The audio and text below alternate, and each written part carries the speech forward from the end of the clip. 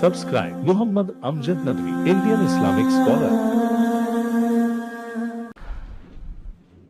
أعوذ بالله من الشيطان الرجيم بسم الله الرحمن الرحيم الله يتوفى الأنفس حين موتها والتي لم تمت في منامها فيمسك التي قضى عليها الموت ويرسل الأخرى إلى أجل مسمى إن في ذلك لآيات لقوم يتفكرون أم اتخذوا من دون الله شفعاء قل أولو كانوا لا يملكون شيئا ولا يعقلون قل لله الشفاعة جميعا له ملك السماوات والأرض ثم إليه ترجعون.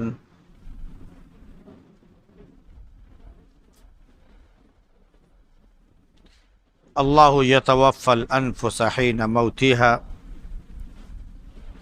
اللہ جانیں کھینچ لیتا ہے اس کے موت کے وقت،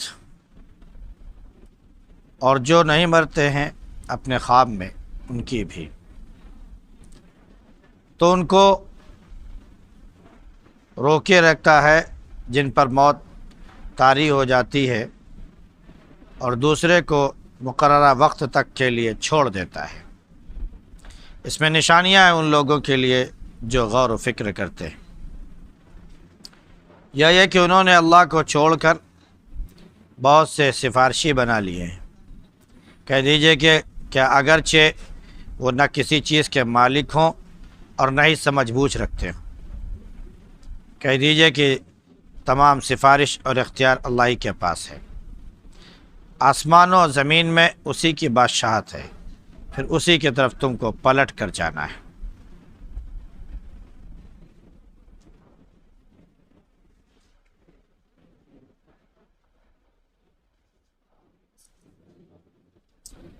گزشتہ آیات میں سوال و جواب کے انداز میں اللہ کی قدرت اور اللہ کی ذات کا ذکر تھا کہ سوال کرو کافروں سے کہ آسمان و زمین کس نے پیدا کیے، تو وہ کہیں گے اللہ۔ جب وہ کہہ دیں تو ان سے پھر پوچھو کہ اللہ کو چھوڑ کر تم کس کو پکارنے لگے؟ ذرا بتاؤ کہ اگر اللہ ہمارے ساتھ مجھے کوئی گزر اور تکلیف پہنچانا چاہے تو کیا وہ تکلیف دور کر سکتے ہیں؟ یا اللہ اگر مجھ پر رحمت نازل فرمانا چاہے تو کیا اس کی رحمت کو یہ روک سکتے ہیں؟ تو ان کے پاس نہ کا جواب ہوگا۔ تب پھر آپ کہہ دیجئے کہ میرا اللہ میرے لیے کافی ہے، اور اسی پر بھروسہ کرنے والے بھروسہ کرتے ہیں۔ پھر کہہ دیجئے کہ آپ اپنا کام کرتے رہیے اپنی جگہ پر، ہم اپنا عمل کرتے ہیں، تو بہت جلد تمہیں معلوم ہوگا۔ لہذا جو لوگ کفر پر ڈٹے ہوتے ہیں، شرک پر ڈٹے ہوتے ہیں، ان کے لیے دنیا میں بھی رسوا کن عذاب ہوتا ہے، اور آخرت میں مستقل عذاب ہوتا ہے جو ہٹنے والا اور ختم ہونے والا نہیں۔ اللہ رب العزت نے کتاب لوگوں کی ہدایت کے لیے بالکل برحق نازل فرمائی، تو جو ہدایت کا راستہ اختیار کرتا ہے تو اپنی خاطر کرتا ہے، اور جو گمراہی کا راستہ اختیار کرتا ہے تو اس کا گمراہی کا وبال اسی کے سر ہے، اور نبی کو ان کا نگہبان نہیں بنایا گیا ہے۔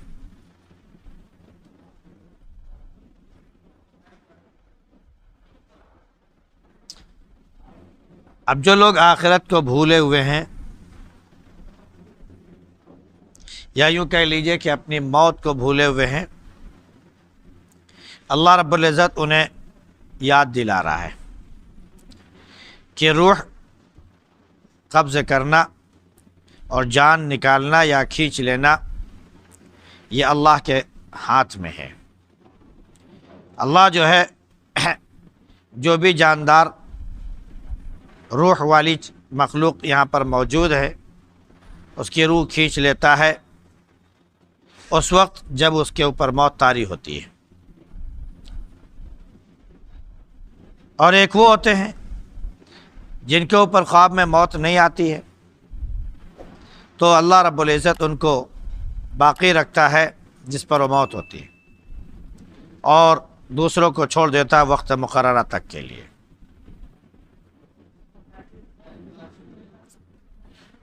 یہ تو یقینی بات ہے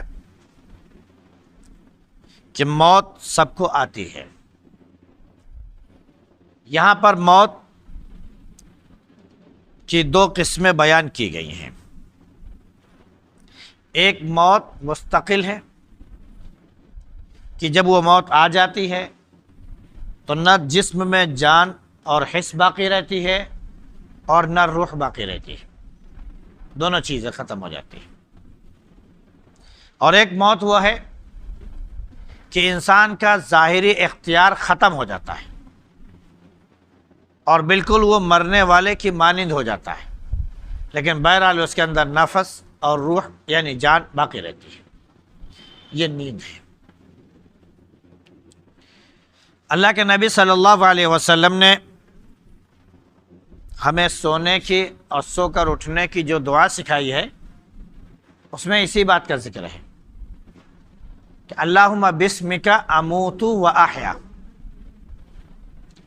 وہاں پر یہ نہیں کہا گیا کہ اللہم بسمک انام و استیقظ یا پھر اللہم بسمک انام و اقوم، یہ نہیں کہا گیا، بلکہ دعا جو سکھائی گئی ہے اللہم بسمک اموت و احیا۔ حالانکہ ہم سونے جا رہے ہوتے، مرنے نہیں جا رہے ہیں، سونے جا رہے ہیں، تو اللہ کے نبی صلی اللہ علیہ وسلم نے انسان کے ذہن میں یہ بات بٹھا دی مومنوں کے کہ سونا بھی، نیند بھی یہ موت کی ایک قسم ہے۔ اس لیے دعا سکھائی کہ اللہ ہم تیرے نام پر مرتے ہیں اور جیتے ہیں۔ اللہم بسمک اموت و احیا، تیری نام پر ہم مرتے ہیں اور تیری نام پر ہم جیتے ہیں۔ مراد تیرے نام پر ہم سوتے ہیں اور تیرے نام پر ہم اٹھتے ہیں، جاگتے ہیں۔ تو نیند جو ہے وہ موت سے شابہ اللہ کے نبی صلی اللہ علیہ وسلم نے قرار دیا۔ سو کر جب آدمی اٹھتا ہے تو دعا پڑھتا ہے الحمدللہ الذی احیانا بعدما اماتنا، ساری تعریف اس اللہ کی ہے جس نے ہمیں زندہ کیا ہماری موت کے بعد۔ وَإِلَيْهِ النُّشُورُ، پھر اس کے بعد ایک مستقل بات بتا دی کہ ابھی تو ہم مر کر جی گئے، روزانہ ہم رات میں گویا کہ ایک اعتبار سے عارضی طور پر مرتے ہیں، پھر صبح جی جاتے ہیں، لیکن ایک وقت آئے گا کہ مستقل طور پر موت آئے گی، پھر اس کے بعد وَإِلَيْهِ النُّشُورُ، آخرت میں پھر ہم کو اٹھایا جائے گا۔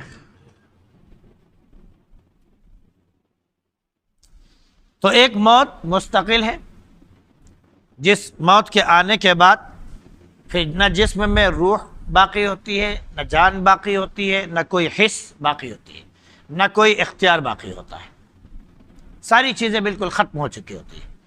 پھر اس کے بعد اللہ کا حکم ہو جاتا ہے کہ میرا یہ بندہ بھی دنیا سے رخصت ہو چکا ہے، اس کو لے جا کر مٹی میں دبا دو۔ لہذا اللہ کے نبی صلی اللہ علیہ وسلم کے تعلیم کے مطابق ہم اس کو نہلاتے ہیں، کفناتے ہیں، اور اس کے بعد نماز جنازہ پڑھتے ہیں، پھر اس کو منو مٹی میں لے جا کر دفن کر کے چلے آتے ہیں۔ خواہ کتنا قریبی، کتنا عزیز ہو، چاہے جتنا چہیتا ہو، لیکن جسم سے نکلنے کے بعد روح کے اب وہ ہمارے لیے بالکل بیکار ہو جاتا ہے، چاہے جتنی محبت کرنے والے ہوں، چاہے جتنا وہ میرے اوپر اپنی جان نچھاور کرنے والا ہو، اب اس کے اوپر ہم محبت کا اظہار نہیں کر پاتے۔ ہاں رو پیٹ تو لیں گے، لیکن اب یہ کہ ہم اس کو باقاعدہ اپنے پاس باقی رکھیں، یہ اب کسی سے نہیں ہو سکتا ہے۔ حکم ہوتا ہے اب اس کو لے کر جاؤ۔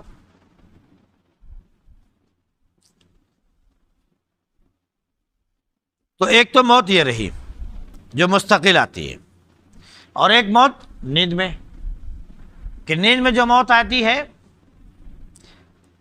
تو اس انسان کی روح یا نفس وہ نکل چکا ہوتا ہے، انسان کے نفس وہ جا چکی ہوتی ہے، بس صرف کیا ہے کہ اس کا ظاہری جو اختیار تھا، اس کی جو قدرت تھی، وہ چیز ختم ہو جاتی ہے۔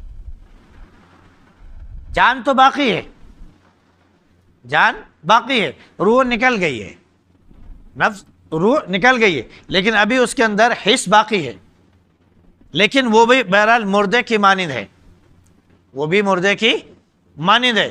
اب اس کے بعد ظاہری اختیار ہم ابھی کیا بولتے ہیں، بیداری کی حالت میں ہے، جو چاہتے ہیں وہ کرتے ہیں، ہمارا دماغ بالکل صحیح کام کر رہا ہے، ہمارا دل بالکل صحیح کام کر رہا ہے، ہماری سوچ بالکل صحیح کام کر رہی ہے، ہمارے ہاتھ ہمارے پیر بالکل صحیح کام کر رہے ہیں، ہم جو چاہیں اپنے اختیار سے اس وقت کر سکتے ہیں۔ ہم نے قرآن پکڑ لیا، ہم نے یہ کام کر لیا، ہم نے وہ کام کر لیا، یہ پورا روح موجود ہونے کے بعد اختیار ہمارے پاس موجود ہوتا ہے۔ لیکن جب سونے کی حالت میں روح نکل جاتی ہے تو اس وقت جان تو ہماری باقی ہے، لیکن یہ باہری اور ظاہری جو اختیار تھا وہ ختم ہو جاتا ہے۔ ہم سو رہے ہوتے ہیں تو اس وقت اگر ہم یہ سوچیں کہ ہم کچھ کر لیں، نہیں کر پاتے۔ کیوں؟ ہمارے ہاتھوں بالکل کیا ہوتے ہیں؟ سن ہو جاتے ہیں، ختم ہو جاتے ہیں۔ جو جیسے پڑا ہوا ہے ویسے اسی حال میں وہ پڑا ہوا ہے۔ اب اللہ رب العزت فرماتا ہے کہ یہ موت جو طاری کرتا ہے دو طرح سے، ایک تو یہ کہ حالت بیداری میں بھی کسی کو موت آ سکتی ہے اور آتی ہے، بیماری ہوئی، کوئی بھی پریشانی آئی، کیا ہوا؟ ہارٹ اٹیک ہوا، جان نکل گئی، دیکھتے دیکھتے آدمی دیکھتا ہے کہ ہاں فلاں شخص سے جو ہے دنیا سے رخصت ہو گیا۔ ایک وہ ہوتا ہے کہ سونے کی حالت میں اللہ اس کی روح نکال لیتا ہے، سونے کی حالت میں اللہ اس کی روح نکال لیتا ہے، اور پھر وہ جب اٹھنے کا وقت آتا ہے تو اس کے جسم میں پھر جان نہیں ہوتی ہے، وہ ختم ہو چکا تھا، یعنی سونے کی حالت میں ہی وہ ہمیشہ کے لیے دنیا سے رخصت ہو گیا۔ ایک وہ کہ جو سوتا ہے، سو کر پھر اٹھ جاتا ہے، یہ عارضی موت کے بعد دوبارہ زندہ ہوا۔ ایک یہ کہ سویا اور سونے کے بعد دوبارہ اٹھنے کا اسے موقع نہیں ملا۔ اس لیے ہمیں ہمیشہ اللہ کے نام سے صحیح سونا چاہیے، تاکہ نیند کی حالت میں اگر موت آ جائے تو کم از کم کلمے کے بغیر ہم دنیا سے رخصت نہ ہوں، کیونکہ ہم نے جو اللہم بسمک اموت واحیا پڑھا ہے، یا جو ہم نے کلمہ پڑھا ہے، یا جو ہم نے ذکر کیا ہے، اس کے ساتھ اگر ہم سوئے ہیں تو یقین جانیے کہ ہم کلمے کے ساتھ دنیا سے رخصت ہوئے ہیں، کلمے کے ساتھ ہم دنیا سے رخصت ہوئے ہیں۔ اب اگر نیند کی حالت میں موت آ جائے تو ایسا نہیں کہا جائے گا کہ ہماری موت جو ہے وہ کلمے کے بغیر ہوئی ہے۔ اس لیے ہمیشہ اس کا اہتمام کرنا چاہیے، اور اللہ کے نبی صلی اللہ علیہ وسلم کی سنت پر عمل کرتے ہوئے کوشش یہ کریں کہ باوضو ہو کر سوئیں۔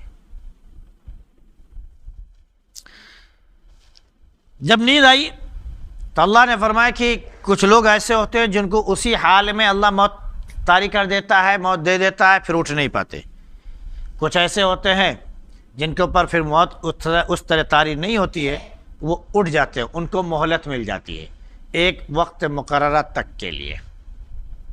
یہ وقت مقررہ کیا ہے؟ یعنی آخری سانس نکلنے تک کے لیے۔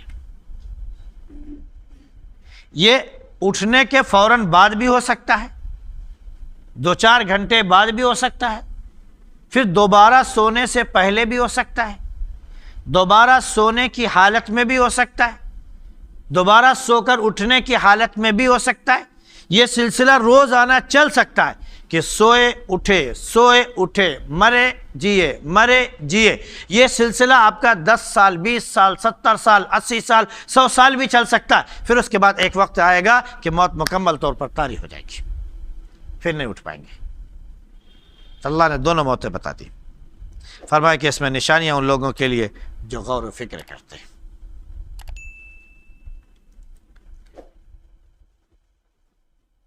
حیدرآباد میں ایک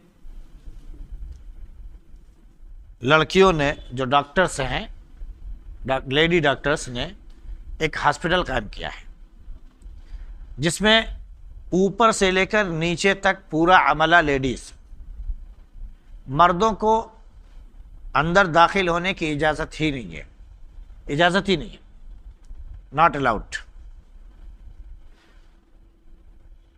عورتیں ہی پیشنٹ اندر جائیں گی اور عورتوں کا ہی علاج ہوتا ہے، اور ہر علاج کرتے ہیں، آپریشن بھی سارا ہوتا ہے۔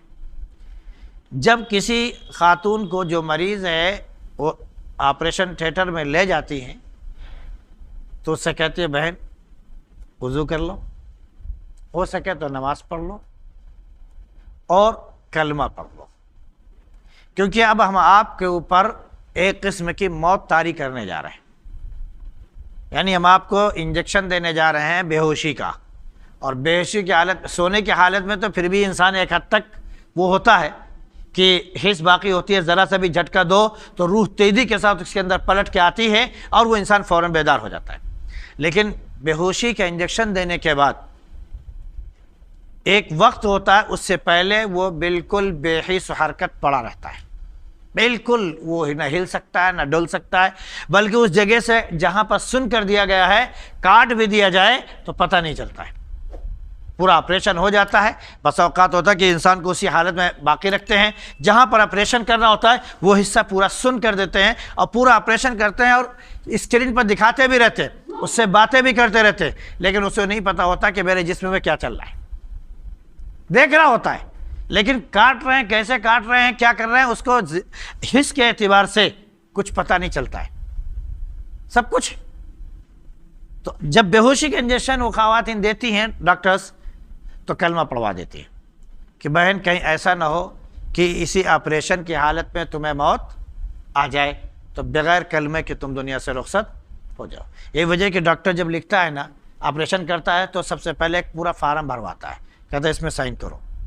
اس میں سب سے بڑا معاہدہ اسی بات کا ہوتا ہے کہ اگر آپریشن کے دوران مریض کا انتقال ہو گیا تو ڈاکٹر کی کوئی ذمہ داری نہیں ہے،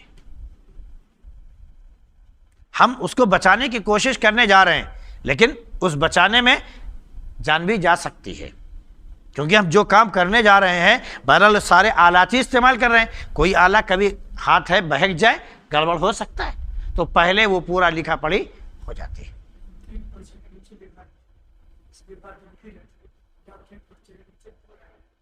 ہاں وہی بتا رہے ہیں۔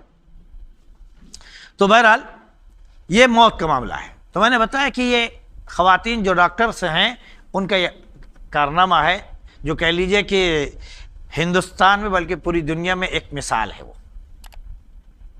کہ وہ ساری کے ساری پرہیزگار نمازی ہیں، سارے ڈاکٹرس، سارے نرس، سارے اس کے اندر ملازمین جو بھی ہیں سب نمازی ہیں، جو عورتیں جاتی ہیں ان کو بھی وہ نماز کی تلقین کرتی ہیں ہمیشہ۔ اللہ ایسی تمام گھروں کو نیک اور آباد بنائے۔ تو یہ اللہ رب العزت نے گویا کہ موت کے بارے میں بتا دیا کہ یہ آنی ہے، ایک عارضی آتی ہے، ایک مستقل آتی ہے۔